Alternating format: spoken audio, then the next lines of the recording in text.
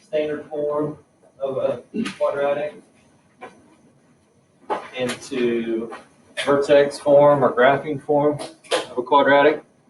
And the method we used was to find the x-intercepts and then find the average of those x-intercepts, and then go from there and figuring out the vertex. So to kind of review that, what I'd like you to do is I'd like you to take this equation here, y equals negative 4x squared plus 4x plus 8. So something that right now is written in standard form.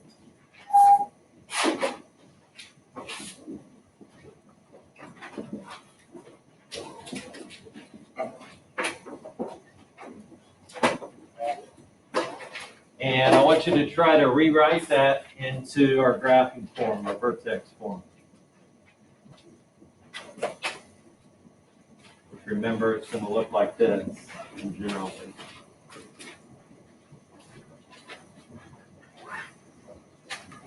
Now, in order to get there, again, you may have to think about our third form or a factored form. That can help you find those x-intercepts.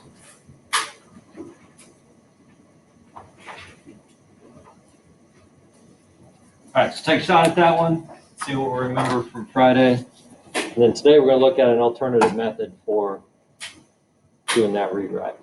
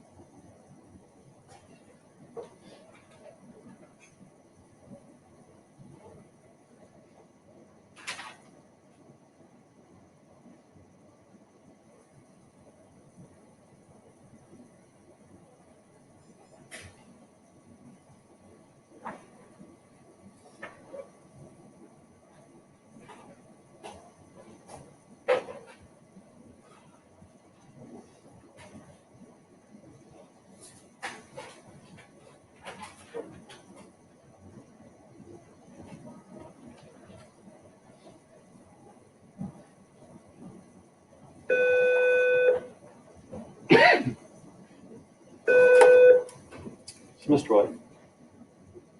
Hey. I did. Sure. Mm-hmm.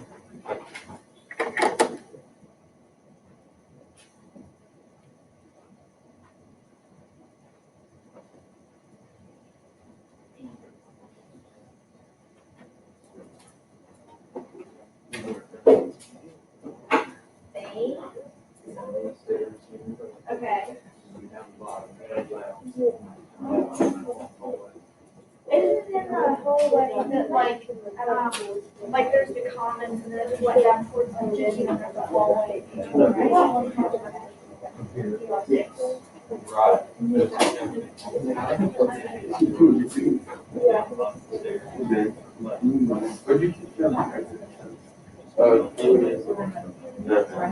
So then once you get that, you do, what do you do?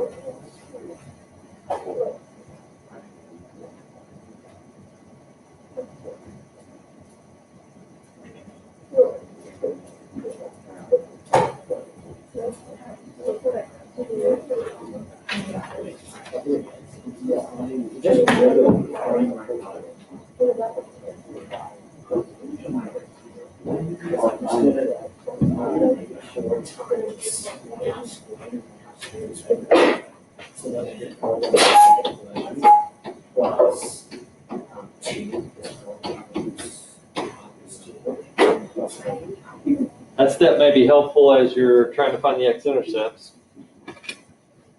It did have that common term.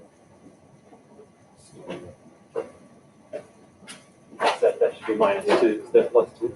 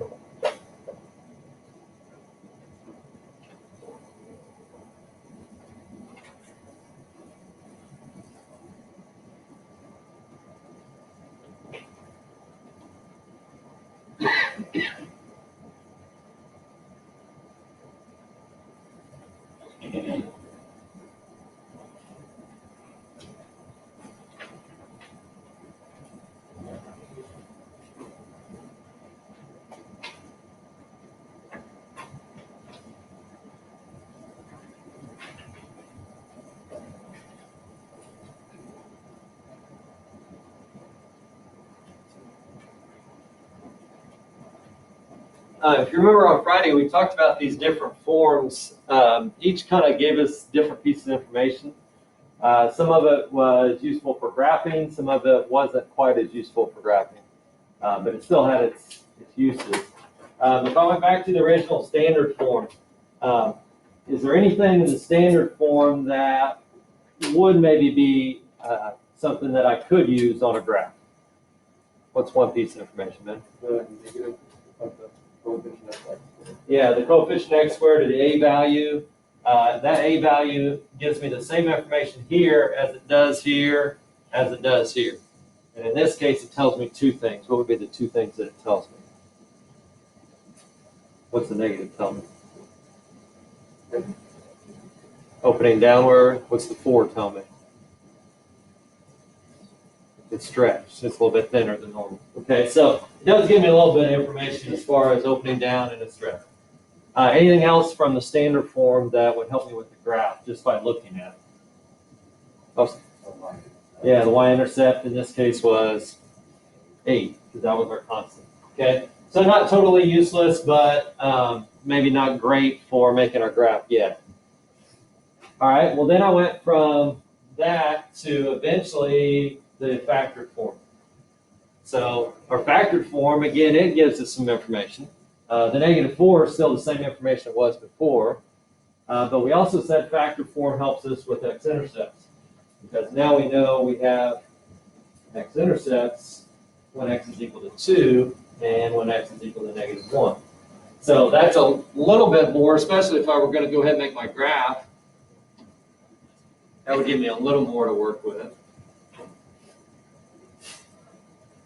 Because I know it opens downward, I know it's stretched a little bit. The only problem is I don't know exactly how high up it goes. So that's why I really want the vertex here. So we decided on Friday I could find the vertex by first of all deciding what's halfway in between those 2 points. Or that's where this comes in, the average of the intercepts.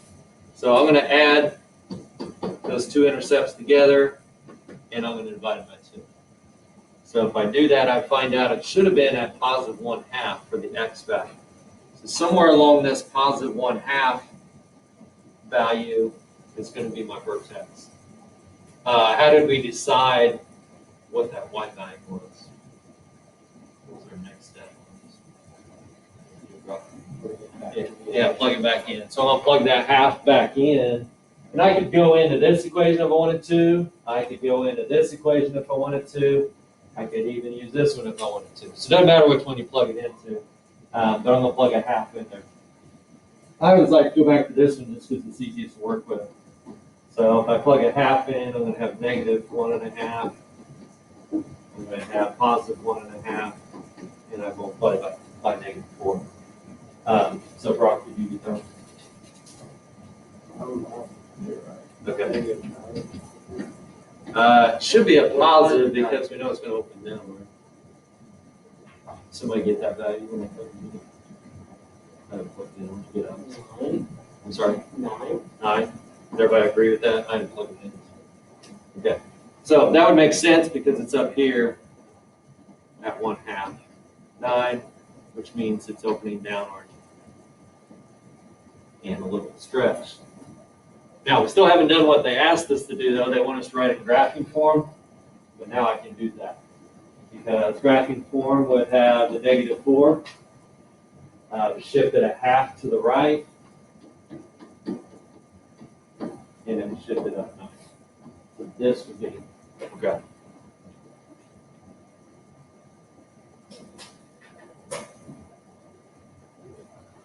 So not a bad method, just kind of a lengthy one.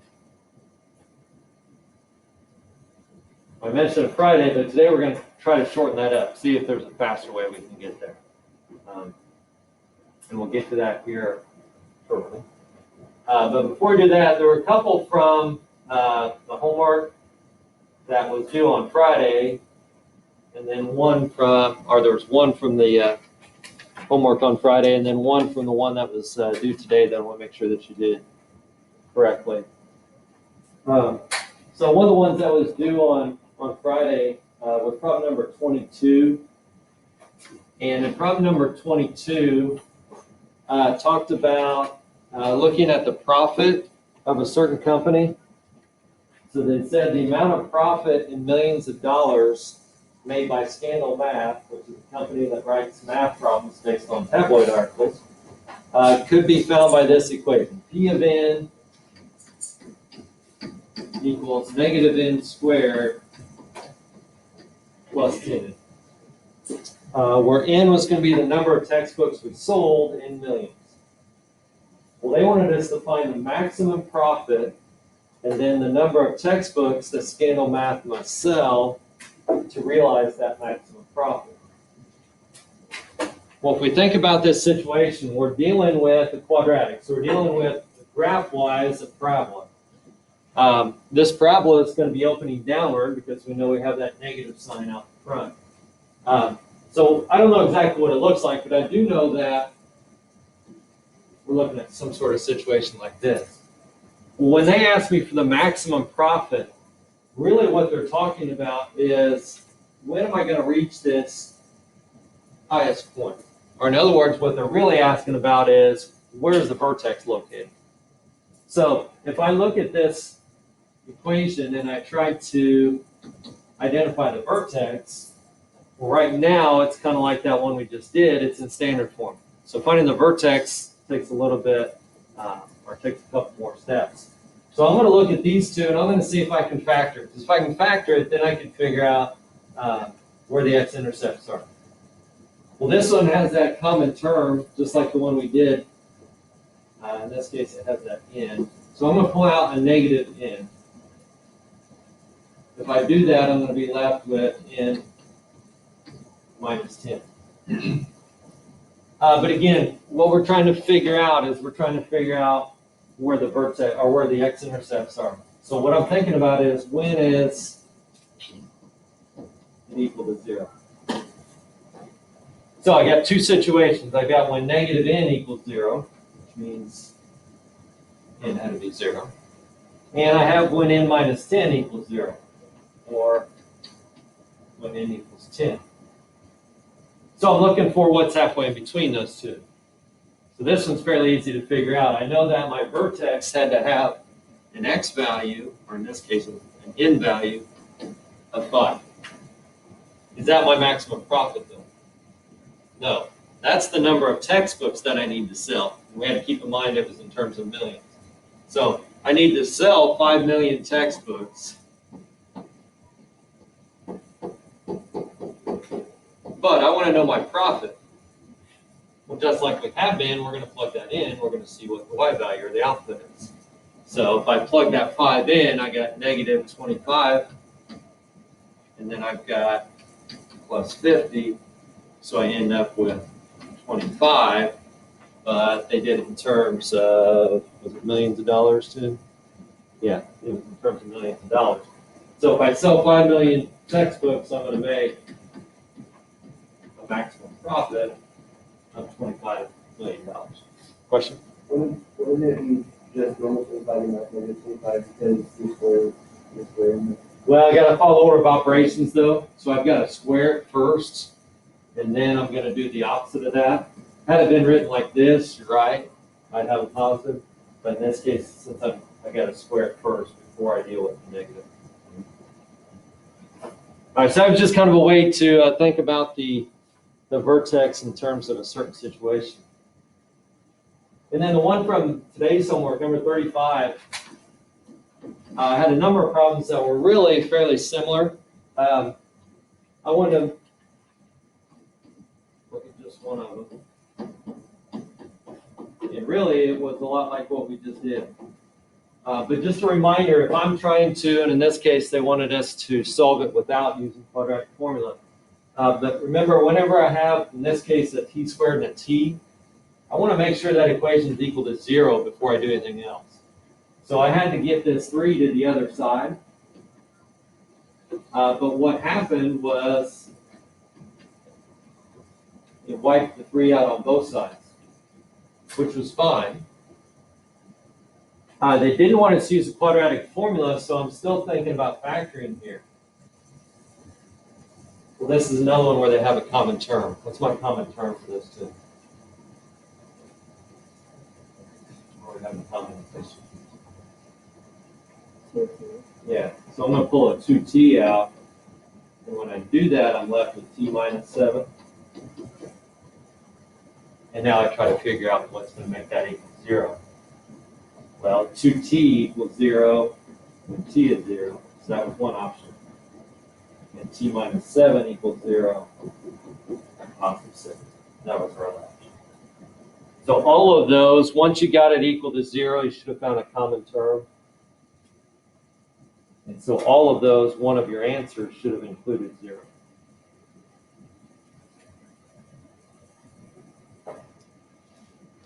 All right, well, we're going to use those two ideas today. The idea of factoring and the idea of finding the vertex to help us come up with a short way to go from standard to graphic form. So I've got 3 equations up here. What I'd like you to try to do is I'd like you to go ahead and see if you can factor each of these completely. So I'm trying to factor all 3 of those. Once you have them factored, don't worry about going any further. So all you're worried about now is getting it into factored form.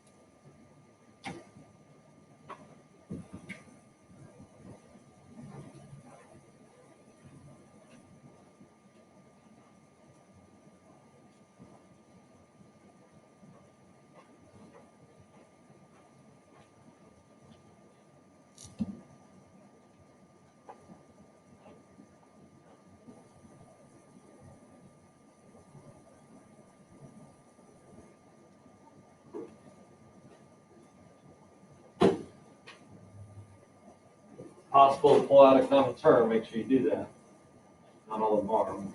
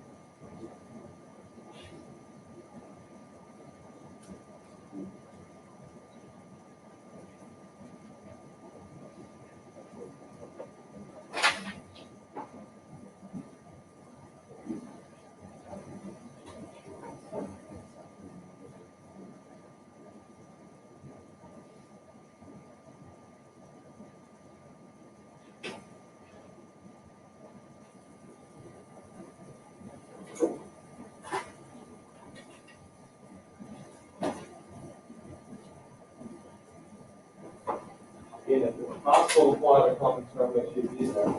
If not,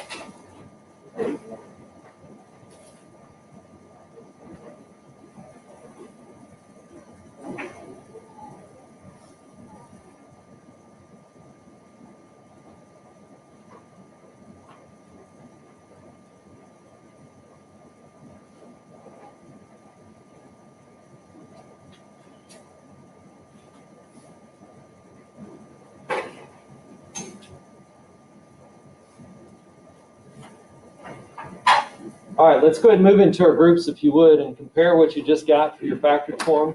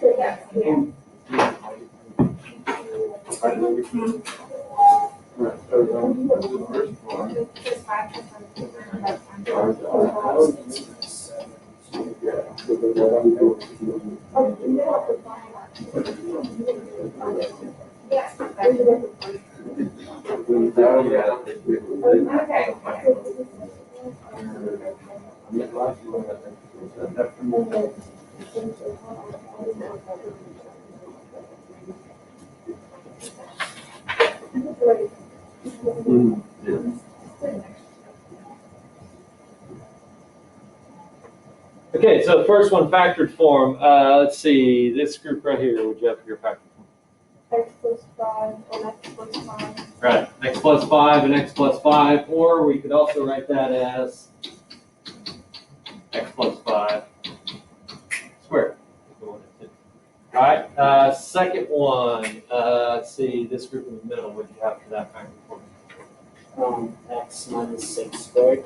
Okay, or originally maybe x minus 6 times x minus 6, which you're right, is x minus 6 squared. Okay, let's see, this group here, did you get the last one? Yeah. Sorry. X minus 7, and X minus 7, And how to term? X, 3. Okay, so we could write that as this. Okay. Well, all those in blue would be factored form examples, but since they had the same term multiplied by itself, we actually could rewrite it into graphing form, pretty quickly. Because really all those red equations are examples of graphing form. So the question is, can we go from here to there instead of having to do that step in between? Well, let's see what sort of relationships we have between this and this. Well, really, the main value we needed here was, in this case, the 5 or the -6 or the -7. So is there some way I could come up with, say, that 5 from this original equation? Is there something in the original equation that would allow me to say, okay, well, that should be that 5 there, or positive 5? Awesome. Did you do the -b over 2x? Well, let's just think about relationships as far as the values that are there right now. So if we looked at the original equation, is there some way that I could look at that original equation and say, okay, yeah, this should be 5? Or in the second one, I could look at the original equation and say, okay, this should be -6. Okay. Well, 5 times 5 is 25, Okay. and then both those add up to 10. Okay. So if I thought about 10 in relation to 5, 5 is half of that 10. But then 5 squared is really 25. Okay. Over here, how would I get to -6 from the original equation? Where's that going to come from? Okay. So half of -12 was the -6, and -6 squared was the 36. All right, so we have that relationship. Over here, once I pulled the 3 out at least, the same thing happened. Because half of the 14 was -7. Squaring that gave us that 49. So I've got that relationship on each one, taking half of the linear term, half of the value that was with the x, gave me this number. And just double checking it, once I squared it, it gave me that constant. Well, that worked out nice for all these because all these were perfect squares. In other words, I always had like x plus 5 and x plus 5. X minus 6, x minus 6. I don't always have that luxury though. But even though we may not have a perfect square, we're still going to use this idea to help us. So let's say I have that equation there. And I'm trying to get it from this standard form into our vertex form, our graphing form. And so I look at it and I say, well, I know if it's a perfect square, I could get it in this form fairly quickly. Well, I could do that by taking half of that linear term. In this case, half of that 6. So if I did half of that 6, I know I really should have x plus 3 inside the parentheses. Well, if I squared x plus 3 out, I'd have x times x, or x squared. I'd have 3 times x twice, so that's 6x. So far, so good. This matches what I started with. But I'd also have a 3 squared, which is 9. So I'm supposed to have 7. Right now, I have 9. So I've got to make a slight adjustment here. So what I'm going to ask myself is, well, how do I get from that positive 9 to that positive 7? Well, I can do that by subtracting 2. And now I have the equation written in the graphing form that I wanted. So kind of backtracking here, I took half of that 6, I squared that value, and then I just asked myself, well, how do I need to adjust this to get back to what I was supposed to have, or the positive 7? Let's look at that second example. I'm going to try to write this in the graphing form. Well, first of all, I'm going to take half of the linear term. So I'm going to take half of this 7. So in this case, I'm going to have 7 halves, or 3.5. I know if I really have done that correctly, the only thing I got to worry about is the constant. So I'm going to go ahead and take the 3.5 and square it.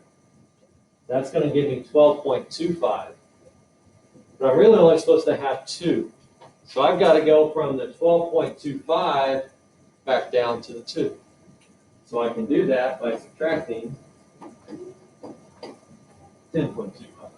And that would be my graphing form.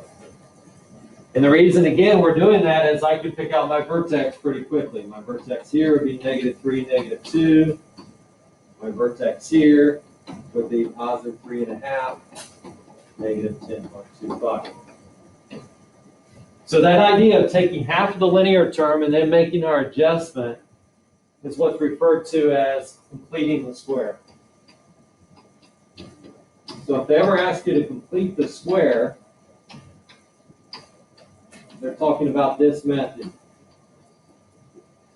We're taking half of the linear term, and then the completing the square part is basically, okay, it's not a perfect square, how do we adjust that? How do we got to change that? So I'm going to give you a couple equations to try to complete the square on. See if you can come up with a graphing form from the standard form.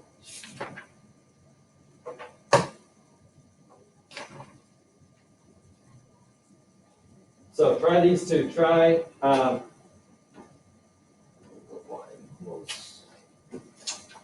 y equals x squared plus 5x plus 2. See if you can complete the square on that one. See that in the graphic form. And y equals x squared minus 4x plus 11.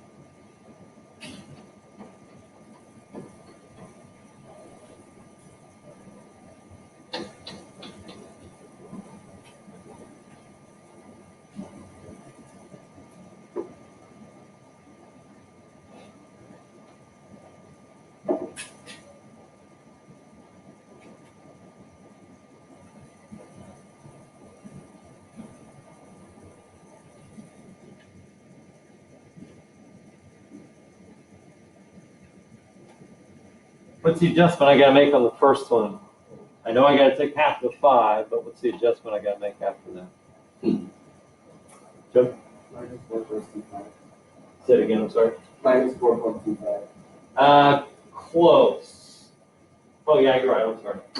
Because we were too big, sorry. You're right. Because we had, what, 2.5, or 6.25, and then we had to adjust it back down. All right, what about the second one there? How are we going to adjust that one? So right now we've got 4. I need to get up to 11.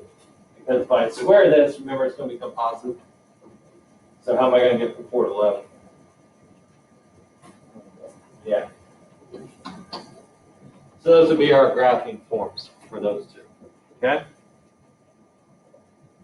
Let's go back to that first one that we did at the very beginning, our warm-up.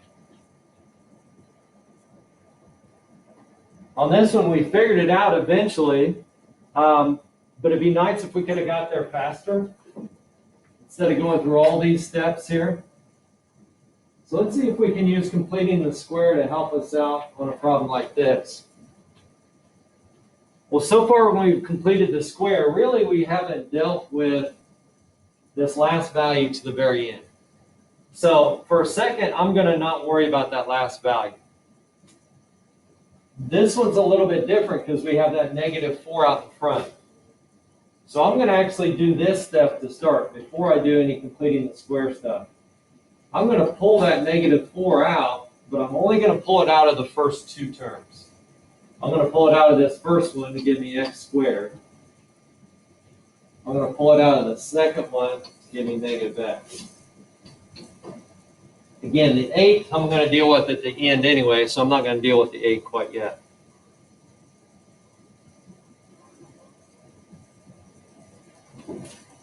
Well, our completing the square method, we knew how to do when there wasn't a number out front. We said, well, I'm just going to take half of this coefficient. So if I take half of, even though it's not written there, we know there's a 1 in front of that x, or a -1 in front of that x. So I'm going to take half of that -1. Or I now have x minus a half.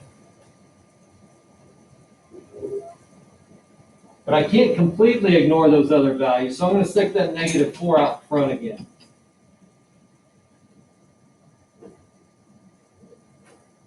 Now I'm going to make my adjustment.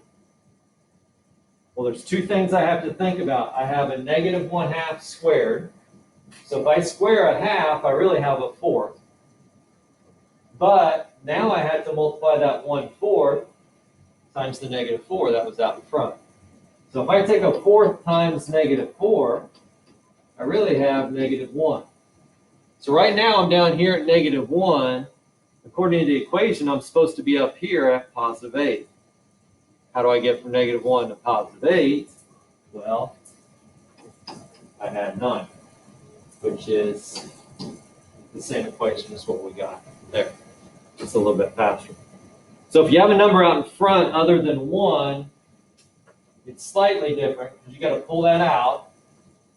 You're going to ask yourself the same question you had before, except you got to throw in that extra step of multiplying by that value out front. Now, the way I approach completing the square is a little bit different than if you've seen it before, that it's shown in some other books. If you know a different way of attacking completing the square and you feel comfortable with that, that's okay. But this is the way I usually like to think about it, taking half of that linear term and then just making our adjustment. Well, what I'm going to have you do is I'm going to have you practice going back and forth with your group here from the different forms that we've talked about. Standard form, factored form, and graphing form. So I'm handing out a table here to each one of you. In the table, you're going to be given an equation in one of those three forms. What your job is going to be is to find the other two forms for that equation. So if it starts in standard form, you're going to have to try to find the factored and the graphing. If it starts in factored form, then you got to find standard and you have to find graphing, and so on. So whatever form is given to you, you're going to try to find the other two forms of that equation.